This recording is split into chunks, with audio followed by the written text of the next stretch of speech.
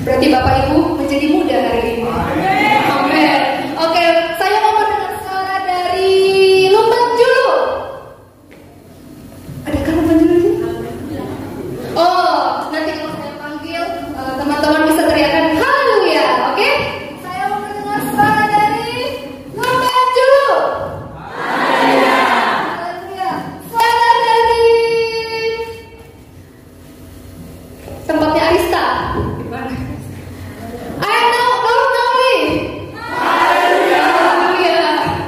Dari mana-mana lagi ya? Dari Jakarta Baru. Ya, haleluya. Bersama dengan malaikat surga kalian meneriakan haleluya. Kemudian suara dari mana lagi? PPA Generasi Baru. Haleluya. Haleluya. Suara dari STG Trinity. Haleluya. Dan suara dari orang-orang yang paling jauh dari GPDI Parameter Cibanda. Haleluya. Kemuliaan untuk Tuhan. Haleluya. Ya, kita bersyukur malam hari ini Bapak Ibu, kita ada di tempat teman-teman, kita ada di tempat ini. Sejujurnya ini adalah suatu hal yang baru bagi saya bisa berdiri di depan.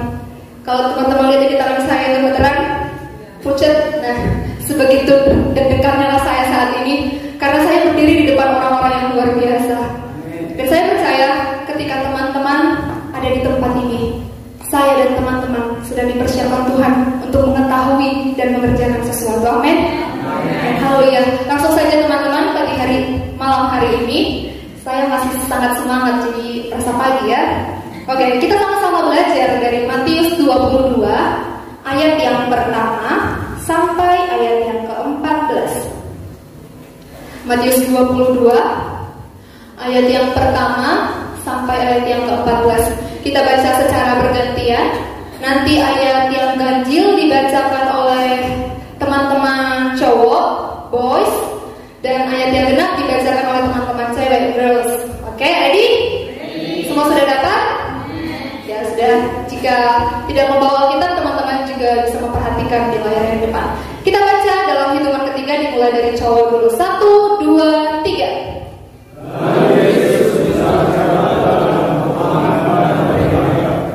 Hal kerajaan surga seumpama seorang raja yang mengadakan perjamuan kawin untuk anaknya. Dia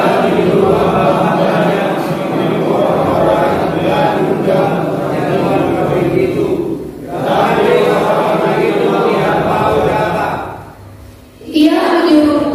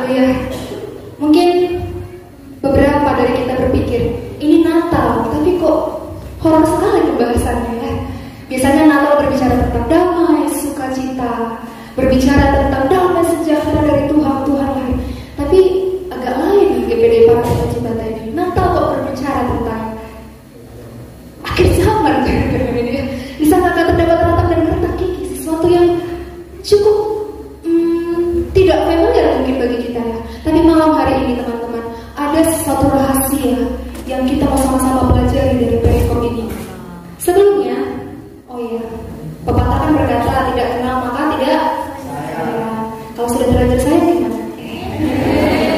Ya, perkenalkan, nama saya Yohana. Kami dari GPD Parapat Kajibata, dan kami juga sangat menyambut, sangat bersuka cita sekali menerima kedatangan teman-teman semua, karena ini adalah perdana kami mengadakan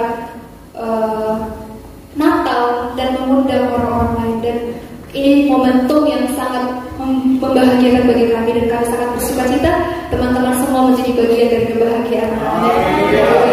Oke, langsung saja tanpa banyak lagi bercakap-cakap, kita sama-sama belajar. Kenapa sih Tuhan menyampaikan perumpamaan ini? Kalau teman-teman baca di perikop-perikop sebelumnya, bahkan di pasal sebelumnya, ini masih dalam rangkaian pembicaraan Yesus dengan orang-orang Yahudi, dengan pemuka-pemuka agama. Jadi masih dalam satu timeline yang sama. Kenapa perumpamaan? Karena Tuhan Yesus adalah Raja yang penuh hikmat. Dia mengetahui kapasitas dari pendengar-pendengarnya. Dia tidak menggunakan istilah-istilah yang susah untuk bisa dipahami, tapi dia gunakan parabel, dia gunakan perumpamaan, hal-hal yang mudah untuk ditangkap oleh pikiran. Bahkan ini adalah perjamuan kawin, adalah hal yang lumrah dilakukan oleh orang-orang Yahudi. Jadi Tuhan menggunakan hal-hal yang sederhana untuk menyampaikan pesannya. Jadi ketika firman ini disampaikan, kita minta Roh Kudus agar kita bisa menangkap apa isi hatinya Tuhan. Karena bukan saya yang berbicara, teman-teman, tapi saya percaya ada yang memang Tuhan mau sampaikan kepada kita semua. Haleluya. Kalau dalam perumpamaan ini teman-teman baca tadi ya, oh ya, salah. Judul dari firman Tuhan hari ini adalah Favor. Sama seperti tulisan yang ada di photobook, saat teman-teman masuk disambut oleh tulisan yang indah banget, Favor. Kasih karunia, dikaruniai. Itu adalah tema firman Tuhan dari malam hari ini. Dan kalau kita baca tadi perumpamaannya, raja itu adalah gambaran dari Allah Bapa.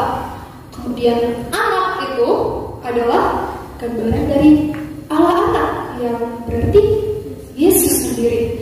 Kemudian hamba-hamba, pelayan-pelayan itu adalah gambaran dari nabi-nabi, murid-muridnya Tuhan Yesus, bahkan hamba-hamba Tuhan yang memberitakan kabar keselamatan itu kepada orang-orang.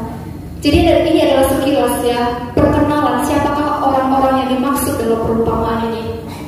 Dan tidak lupa, siapakah orang yang diundang yang pertama kali? Mereka adalah bangsa Israel, bangsa pilihannya Tuhan, bangsa dari mana Tuhan Yesus lahir. Itu adalah dari keturunan Yahudi. Jadi ini adalah bangsa yang sebenarnya sangat istimewa, teman-teman. Mereka adalah orang-orang pilihannya Tuhan. Tapi kita akan lihat lebih jauh lagi nanti ke depan. Kenapa? Apa yang bikin kok sampai kita menerima undangan itu? Padahal tujuannya kepada bangsa Israel. Kenapa kita? Nah, kalau teman-teman cermati lagi di ayat yang ketiga, di situ ada kalimat telah. Jadi sebenarnya undangan itu sudah jatuh ke tangan orang Israel, sudah jatuh ke tangan para undangan. Dan ketika waktunya sudah tiba, perjamuan sudah siap, makanan yang terbaik sudah sedia, waktunya pesta itu tiba, Tuhan mau raja itu mengutus hamba-hambanya untuk memanggil orang yang telah menerima undangan itu. Jadi notabene orang-orang itu sudah mendengar kalau pesta ini akan diadakan besok. Mereka sudah tahu informasi itu. Tapi ketika hamba-hamba ini disuruh memanggil mereka, apa yang terjadi? Mereka menolak. Tapi ayat 4 kita cermati bersama. Ternyata raja gak langsung marah, teman-teman. Kalau kita tahu raja-raja itu sebenarnya kesannya killer ya. Sekali perintahnya ditolak, langsung kemudian kesannya kan seperti itu. Karena raja, dia punya kuasa, ditolak lagi perintahnya. Jadi betapa sebenarnya punya alasan raja itu untuk marah.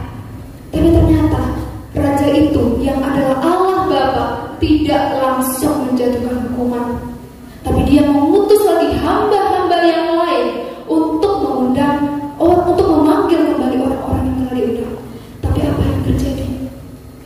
Mereka berdalih, kami sibuk, kami baru menikah, kami baru membeli ladang yang luas. Bahkan ada yang sampai membunuh hamba-hamba yang Tuhan, yang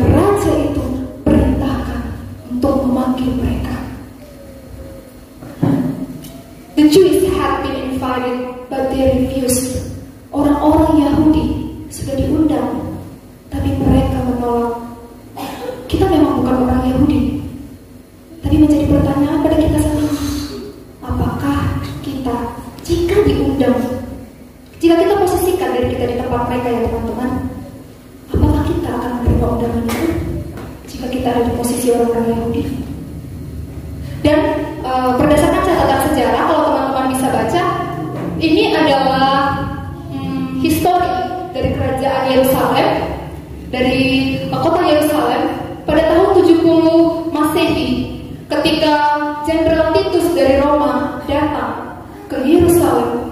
Dia membakar, dia meluluhlantakkan kota Yerusalem, bahkan bangsa-bangsa Yahudi. Dan banyak teolog-teolog yang menafsirkan bahwa kejatuhan Yerusalem di masa ini adalah akibat dari penolakan mereka terhadap Yesus. Jadi yang namanya murka itu tidak main-main. Murka itu nyata. Amarah Allah itu nyata. Memang Allah itu penuh kasih, tapi amarah Allah juga nyata. Keadilan Allah itu nyata, teman-teman. Kemudian setelah orang-orang Yahudi menolak, dari dalam Kisah Rasul 8 ayat 10, mulailah Allah menjangkau bangsa-bangsa lain. Dalam pasal ini teman-teman, itu membahas tentang bagaimana Filipus diutus melayani orang-orang Samaria. Kita tahu kan orang Samaria bukan orang Yahudi. Mereka berlawanan dengan orang Yahudi. Disitulah awal mulanya. Ketika bangsa Israel menolak Yesus, ketika mereka menolak undangan itu, berarti mereka menolak raja kan? Disitulah mulanya Tuhan mulai menjangkau bangsa-bangsa lain. Jadi hal yang pertama kita pelajari teman-teman. Yang pertama, receive the invitation. Terima undangan itu. Kalau teman-teman cermati lagi dalam ayat yang ke-9 dan ke-10, di situ akhirnya para hamba-hambanya Tuhan, hamba-hambanya Raja, diutus ke persimpangan jalan.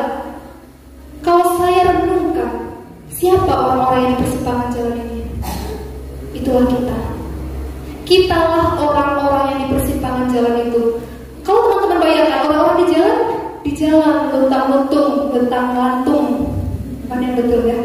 Luntang-lantung di jalan itu. Apa yang sebenarnya dia alami? Bisa jadi pertama, dia alami kebingungan, atau bisa jadi dia agak kasar ya kalau disebutkan, dia miring dikit. Oke, agak terlalu, terima kasih Om. Iya, bisa jadi dia miring dikit, atau bisa jadi dia tersesat, dia terhilang, atau ada juga kemungkinan dia miskin sehingga dia memutuskan untuk tinggal di jalan. Why? Karena dia homeless, dia nggak punya apa. Dan teman-teman, saya mau bilang, kitalah orang-orang itu, kitalah orang-orang yang terhilang itu. Jadi jangan teman-teman pikir karena kita punya rumah secara fisik saat ini, berarti ketika di luar Tuhan kita memang oke, aku bukan orang yang terhilang, I have home. Tidak teman-teman. Tapi sebelum kita menerima undangan itu, kitalah orang-orang yang terhilang itu. Teman-teman ayo berkaca, teman-teman ayo memilih kepada diri kita, betapa sesungguhnya gak ada hal yang bisa kita banggakan dalam hidup ini. Because we are no one. Kita bukan siapa-siapa. Kemudian ada juga kategori yang kedua, siapa yang hamba-hamba itu? The bad ones. Berarti itu orang-orang yang melakukan hal-hal yang tidak kudus, hal-hal yang tidak sesuai dengan standarnya Allah. Kemudian orang-orang yang melakukan hal-hal jahat. Terus apa lagi? Hal-hal yang tidak menyenangkan hati Allah. Dan orang-orang yang malang. Kalau saya pelajari wretch ini adalah suatu ungkapan untuk seseorang yang sudah tidak bisa diperbaiki lagi, saking rusaknya. Bahkan ada seseorang yang secara ekstrim mengatakan wretch itu lebih parah daripada seekor dog. Kenapa? Karena dog masih bisa di-train, tapi yang namanya wretch dia gak bisa lagi dilatih, saking udah hancur leburnya orang ini teman-teman. Kitalah orang-orang itu, kitalah orang-orang yang hancur lebur itu sebelum menerima Tuhan. Kitalah orang-orang yang melakukan hal-hal yang jahat itu, hal-hal yang mendukakan hati Tuhan. Kitalah orang-orangnya teman-teman.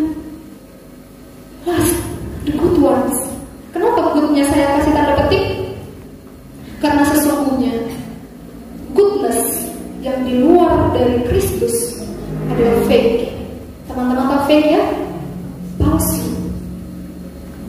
Semua kebaikan yang dilakukan di luar Tuhan itu seperti kain kotor, seperti sampah. Bahkan orang-orang yang baik itu seperti buta, karena nggak bisa membedakan mana yang jahat, mana yang baik. Mereka akan menganggap, oke, aku melakukan ini berarti ini baik. Mereka menerapkan kebenaran yang mereka sendiri kepada diri mereka. They were blind. Kita buta. Sebelum kita terima Yesus, kita buta. Kita terhilang. Kita malam. Kita buta. Itu adalah identitas kita sebelum kita terima undangan keselamatan dari Tuhan Yesus, teman-teman. Tapi pertanyaannya, kan kita orang-orang yang tidak layak itu. Teman-teman tahu nggak? Kita terlibat dalam pembunuhan Tuhan Yesus. Percaya nggak, teman-teman? Kenapa kita terlibat dalam pembunuhan Tuhan Yesus? Waktu Tuhan Yesus disalib 2000 tahun yang lalu, aku baru lahir di 2000 berapa ini? 24. Ada yang berbalik 24 nggak ada. Kemudahan saya baru main udah di depan kan? Udah lama. Tapi kenapa aku terlibat? Karena bukankah Tuhan Yesus mati di Golgota 2000 tahun lalu menanggung semua dosa kita? Bukankah ketika dia digantung di kayu salib karena dosa-dosa dan pelanggaran kita? We have killed Jesus. Our sin did. Jadi sesungguhnya kita nggak layak. Bukan hanya orang Yahudi yang menyalibkan Yesus, tapi kita juga menyalibkan Yesus. Kenapa? Karena kita berdosa. Tidak satu pun dari kita yang tidak berdosa, teman-teman. Ketika kita lahir dari turunan Adam, kita sudah mewarisi dosa. Sehingga tidak ada alasan, aku bukan orang Yahudi, aku orang Indonesia, aku orang Batak. Tidak ada darah keturunan Yahudi dariku. Bukan alasan. Tapi ketika kita lahir ke dunia, kita sudah berdosa. Dan ketahui Tuhan Yesus mati ketika kita masih berdosa. Bahkan jauh sebelum kita lahir. He had died for us, for me, for you, for all of us. Untuk kita semua, teman-teman. Kenapa kita diundang ya? Teman-teman pernah gak bertanya, kenapa Tuhan menyelamatkan aku ya? Kenapa ya? Teman-teman pasti tahu Yohanes 3:16. Coba tanpa melihat layar yang di depan, anggaplah tidak ada tulisan. Coba sebutkan Yohanes 3:16. Kalau tidak lulus, boleh ulang sekolah minggu lagi. Nggak bercanda. Boleh dihafal di rumah maksudnya. Oke, boleh sebutkan Yohanes 3:16 tanpa melihat ke depan, tanpa melihat gadget, tanpa melihat Alkitab. 1, 2, 3, go.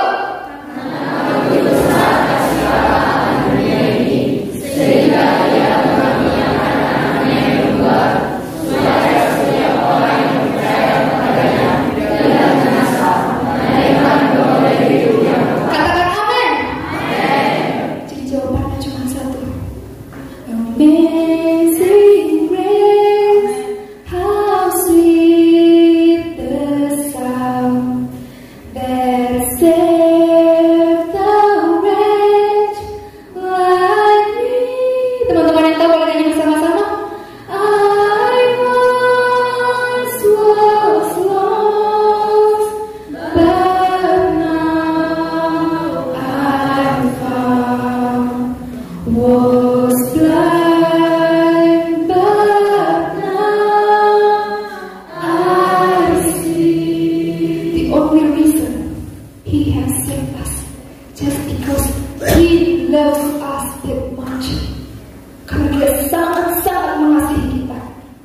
Ketika kita tidak layak, Dia melakukan semuanya agar kita layak.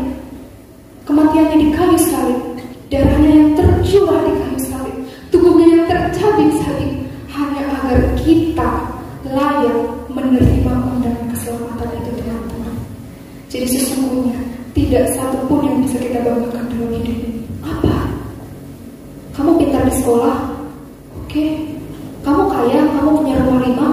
Oke. Kamu punya 10 Fortuner? Oke. Terus kamu banggakan hal itu? Yang ketika api neraka mungkin turun, api neraka dari bawah ya, maksudnya mungkin api Tuhan mungkin turun tiba-tiba membakar itu, hilang kan? Hilang. Jadi sesungguhnya tidak ada satu pun yang kita bisa banggakan dalam hidup kita. Hanya karena anugerah Tuhan, maka saya dan teman-teman semua ada di tempat malam hari ini. Katakan amin. Semua karena anugerah Tuhan, semua karena kasih karunia Tuhan, semua karena anugerah Tuhan yang begitu besar. Bukan karena apa yang kita lakukan. Emang apa yang kita lakukan? Bukankah tadi sudah kita bahas? We have lost. Kita lah orang-orang yang teriak itu. Kita lah orang-orang yang miskin itu. Kita lah orang-orang yang gagal itu. Jadi semua karena anugerah Tuhan.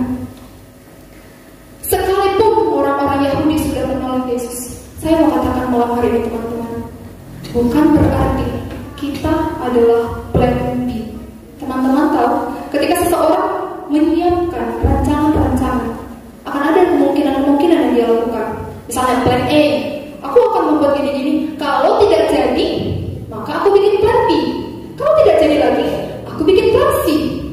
But no, malam hari ini saya mau katakan, keselamatan kita bukan plan B-nya Tuhan. Kita tetap adalah plan A-nya Allah. Amin. Coba semua sama-sama katakan, aku adalah plan A-nya Allah. 1, 2, 3 ya. Ya, kita masterpiece. Saya selalu katakan di teman-teman pemuda di tempat ini, kita ini masterpiece. Benar-benar grand design. Grand design itu sesuatu yang pure, hasil utama dan terutama dari seorang seniman. Dan keselamatan kita itu pure, itu murni, bukan karena Tuhan oke, orang Yahudi sudah menolak aku, oke, aku akan pergi ke orang Batak, aku akan pergi ke orang Jawa. No, we are still His plan A. Dan teman-teman, dasar dari keselamatan kita, dasar dari kita menerima undangan hanyalah kasih karunia Tuhan. Mungkin ada yang berpikir, apa sih undangan-undangan itu? Yang saya maksud undangan di sini adalah undangan keselamatan. Jadi ketika kita memiliki iman, ketika Tuhan sudah tawarkan undangan itu, hal yang perlu kita miliki iman. Untuk bisa menerima keselamatan dari Tuhan Yesus Kristus, kita harus memiliki iman. Ketika kita mengatakan, oke Tuhan, aku menerima Engkau sebagai Tuhan dan Juru Selamatku.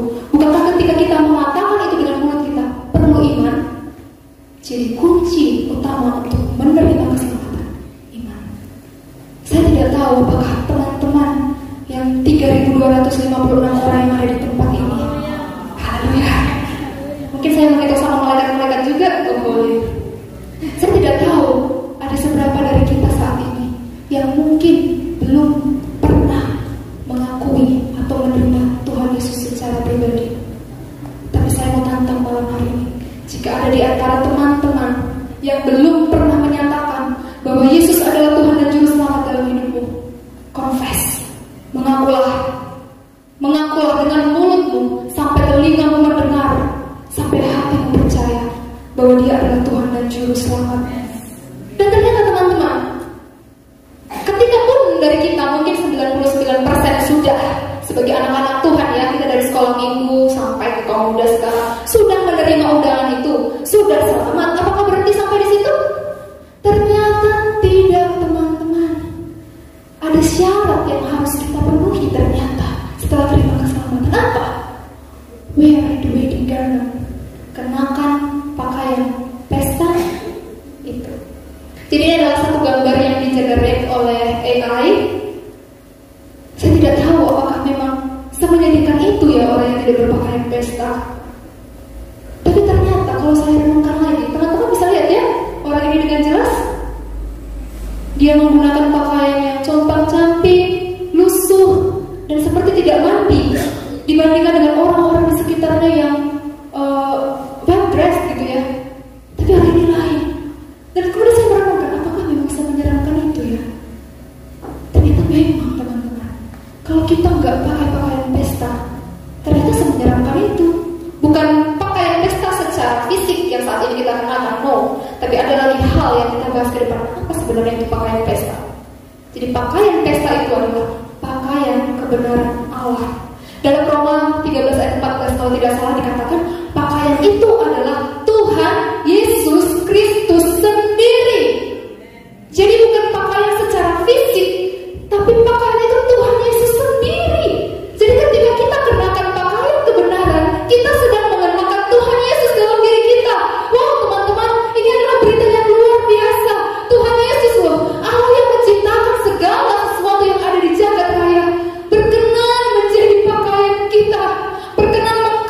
kita, berkenan menutup segala pelanggaran kita. Wow, powerful teman-teman. Kasih karunia Tuhan Yesus sendiri menjadi pakaian kita. Bukankah itu berita yang powerful bagi teman-teman? Atau cuma saya? Saya percaya tidak. Saya percaya ini adalah suatu kebenaran yang luar biasa bagi kita semua. Kalau teman-teman baca dalam Zakaria 3 ayat 3 sampai ke 4, ketika imam besar Yosua berdiri menghampiri malaikat Tuhan. Di situ malaikatnya huruf besar, dan biasanya kalau M-nya huruf besar itu berarti adalah pribadi Tuhan sendiri. Jadi ketika imam besar Yosua berdiri menghadap Tuhan, dia didapati sedang mengenakan pakaian kotor. Dan apa yang Tuhan bilang? Tuhan perintahkan hamba-hambanya untuk mengganti pakaian Yosua. Dan Tuhan sendiri mengatakan, aku sudah mengenakan pakaian pesta, yaitu kebenaran untukmu. Jadi Tuhan Yesus sendiri yang mengenakan dirinya pada kita. Jadi pakaian pesta itu tidak dijahit, pakaian pesta itu tidak didapat dari mana-mana. Raja yang menyediakan. Raja itu siapa tadi? Bapa. Bapa sendiri yang menyediakan anaknya menjadi pakaian bagi kita, teman-teman. Betapa bersyukurnya kita mengenal pribadi itu. Betapa bersyukurnya kita masuk dalam bilangan-bilangan kepunyaannya Tuhan. Anugerah yang begitu luar biasa. Dan ketika Tuhan menyuruh imam besar Yosua untuk menanggalkan pakaiannya, dan akhirnya Tuhan memberikan dia pakaian yang baru, yaitu pakaian kebenaran. Apa yang kita mau pelajari dari sini? Pakaian yang kita kenakan sebelum mengenal Tuhan adalah kebiasaan kehidupan lama kita. Ketika kita datang menghadap Tuhan, masuk dalam perjamuannya Tuhan, dan kita dengan pede memakai kebenaran lama kita, memakai kehidupan lama kita, apakah kita layak untuk ada di pestanya Tuhan? Tentu tidak. Saya tidak menghakimi teman-teman, karena saya pun belajar sebelum saya menyampaikan ini ke teman-teman. Firman Tuhan ini lebih dahulu menusuk-nusuk saya, membongkar-bongkar saya, dan ini saya masih terus berjuang untuk melakukan. Dan saya percaya malam hari ini kita sama-sama berjuang untuk menanggalkan pakaian lama kita. Apa dosa-dosamu? Siapa sih kita tidak punya dosa? Seberapa kuat ikatan-ikatanmu saat ini? Seberapa kuat candu-candu yang mengikatmu saat ini? Seberapa kuat rantai-rantai belenggu-belenggu yang mengikatmu saat ini? Yang saya mengatakan bahwa itu kepada Tuhan malam hari ini. Tanggalkan dengan sadar teman-teman, bukan karena bermimpi, bukan karena dibayang-bayang, tidak, tapi dengan kesadaran penuh. Tanggalkan kehidupan lama itu. Ketika kita tidak mengenakan pakaian pesta, berarti kita mengenakan kebenaran diri sendiri. Tadi kebenaran yang dari Allah itu adalah kebenaran yang benar. Itu Bapak Gembala kami selalu sampaikan. Kebenaran yang dari Allah adalah sesuatu yang benar. Coba teman-teman, kalau sulit dimengerti, direnungkan benar. Nanti akan dapat sendiri. Klik, oh itu maksudnya. Karena saya pun butuh waktu lama untuk bisa mengerti benar. Triple benar. Agak susah, tapi coba diceritakan baik-baik. Karena itulah kebenaran dari Allah, mutlak. Dan ketika kita tidak mengenakan kebenaran dari Allah, berarti kita sedang mengenakan kebenaran dari kita sendiri. Mungkin kita memang tidak melakukan hal-hal jahat. Mungkin kita bukan the bad ones. Mungkin kita bukan in the straight corner. Mungkin kita merasa I'm the good ones. Tapi apakah goodmu sesuai dengan goodnya Tuhan? Tidak satu pun kebenaran di dunia yang sesuai dengan standarnya Allah. Baik itu hukum, baik itu etika, baik itu hal-hal yang ada di dunia ini, tidak satu pun yang memenuhi standar dari kebenaran Allah. Jadi satu-satunya kebenaran yang bisa kita kenakan hanyalah kebenaran dari Allah. Ketika teman-teman merasa saat ini, Tuhan, oke, aku menyadari ternyata setelah aku selidiki Tuhan, ada begitu banyak hal yang mengikatku. Aku terlalu susah Tuhan untuk lepas dari hal ini.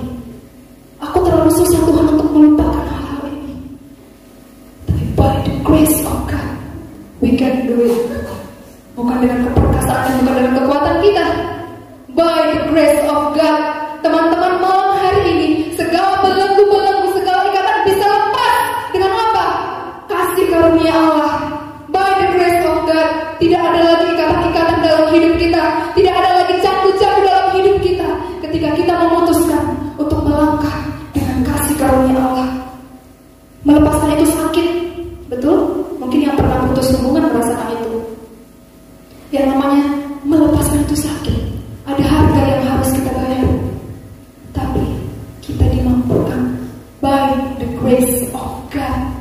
Coba semua sama-sama baca tulisannya di depan dengan penuh iman. 1, 2, 3. By the grace of God, we can do it. Haleluya, by the grace of God.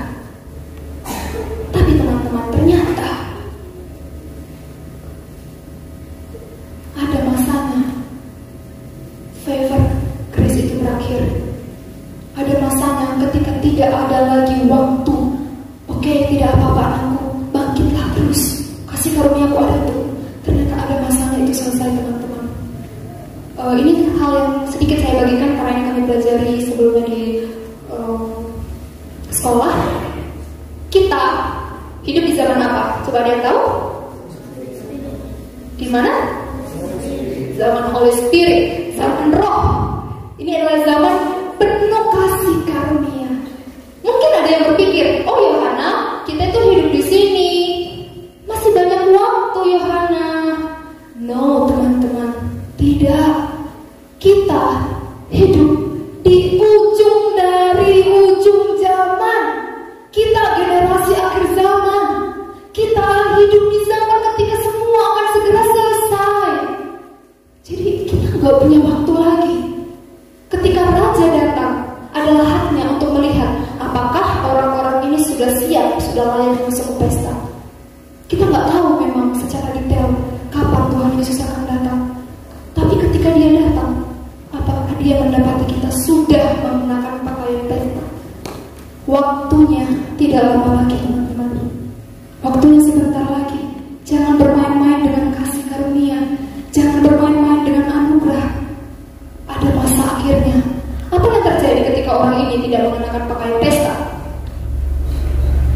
Sebenarnya teman-teman, yang saya pelajari, kalau kita semua belajar dari ayat yang ke-12 dan ke-14. Ketika raja bertanya, hai saudara, bagaimana engkau masuk ke tempat ini tanpa mengenakan pakaian pesta? Highlight bagian itu. Bagaimana kamu masuk tanpa mengenakan pakaian pesta? Jadi Tuhan tidak tanya latar belakang orang ini. Ketika kita datang kepada Tuhan, Tuhan gak pernah nanya, kamu dulu ngapain? Dulu statusmu apa? Kamu dulu termasuk yang lost atau street corners atau yang good one atau apa? Gak. Ternyata Tuhan gak pernah nanya itu. Bukankah ketika Dia mati di kayu salib, Dia katakan, aku telah menghapus dan melupakan segala pelanggaran-pelanggaranmu. Jadi ketika akhirnya raja itu datang, dia nggak tanya apa masa lalumu, yang dia tanya mana pakaian pestamu. Jadi itulah ketika Tuhan nanti datang, Tuhan nggak tanya seberapa dalam dosamu dulu. No. Tapi pertanyaan Tuhan, apakah kamu sudah kenakan pakaian kebenaran itu atau belum? Akibat dari orang ini yang sudah menerima kasih karunia itu, tapi tidak mau untuk pakai pakaian pesta itu apa? Ya kenapa? Ya mungkin animasinya nggak terlalu bagus ya, tidak apa-apa. Tapi teman-teman mengerti ya animasinya ya. Apa yang terjadi? Coba saya ulangi biar agak keren dikit ya. Kayak ulang. Teman-teman harus lihat jatuhnya. Jepret. Walaupun di animasi itu dia jatuh dengan mulus. Ketika akhirnya orang jatuh dalam rangka tidak semulus itu, dia harus alami banyak aniaya, banyak siksaan, dan di sanalah terdapat ratap dan gertak gigi. Di sana tidak ada lagi kata ampun, di sana tidak ada lagi kata maaf Tuhan, aku lupa. Tidak ada lagi kata Tuhan tadi rencananya aku mau berubah, tapi ternyata karena aku sibuk sedikit, lupa Tuhan. Oh enggak. Di sana tidak ada lagi alasan. Mau sebagus apapun kita merangkai kata-kata, tidak ada lagi pengampunan untuk kita karena masa karunia itu sudah berakhir. Sebelum ini selesai teman-teman, saya mau sedikit memberikan ilustrasi bagaimana sebenarnya kita menanggalkan pakaian lama kita. Contohnya gini, contohnya ya, saya adalah orang yang tinggal di desa A. Nah di desa A itu kalau ada misalnya cabai tumbuh di pinggir jalan, ya sudah, saya akan ambil. Tapi kemudian karena satu dan lain hal, saya harus pindah ke desa B. Sedangkan di desa B peraturannya nggak begitu. Di desa B semua yang ada di pinggir jalan yang sepertinya tidak ada orang itu milik pemerintah, misalnya begitu. Kemudian saya menerapkan, di desa A nggak begitu. Kemudian saya dengan nekat mengambil cabai itu. Apa yang terjadi? Saya mungkin dimasalkan, saya mungkin masuk penjara hanya perkara cabai sebiji. Tapi itulah hukum di desa B. Itu yang harus diterapkan. Jadi ketika kita sudah menerima keselamatan, kita sedang dipindahkan ke habitat yang baru dan meninggalkan pakaian lama. Itu seperti kita meninggalkan kebiasaan di habitat lama. Jadi kita nggak bisa membawa apa yang kita biasa lakukan di habitat A ketika kita masuk ke habitat B. Kenapa? Karena kita udah di habitat B. Kita mengikuti rules yang ada di habitat B. Gitulah ilustrasi sederhana bagaimana memang kita harus meninggalkan segala kebiasaan-kebiasaan lama kita, teman-teman. Di ayat terakhir, ayat yang ke-14, for many are called, but few are chosen. Banyak yang dipanggil, sedikit yang dipilih. Ketika kita berkaca pada diri kita, sudah sampai di status mana kita? Apakah kita berbangga hanya sekedar menerima keselamatan? Apakah kita puas dengan hal itu? Apakah kita bangga hanya sampai I'm called, aku dipanggil? Atau kita sudah ada di tahap chosen? Hanya Tuhan yang tahu. Tapi perjuangan kita belum selesai, teman-teman. Masih banyak hal yang menanti ke depan. Tetap setia menggunakan pakaian kebenaran itu, pakaian yang Allah sediakan untuk saya dan untuk teman-teman semua. By the grace of God, we can do it. Amen. Saya udah pemain musik maju ke depan. Percayalah teman-teman, tangan Tuhan terbuka lebar untuk menyambut kita. Masa lalu mungkin kelam, masa lalu mungkin acak-acakan, atau mungkin saat ini pun kamu sedang dalam kondisi yang wretched tanpa kamu sadari. Tapi percayalah, saat malam hari ini God is waiting for you.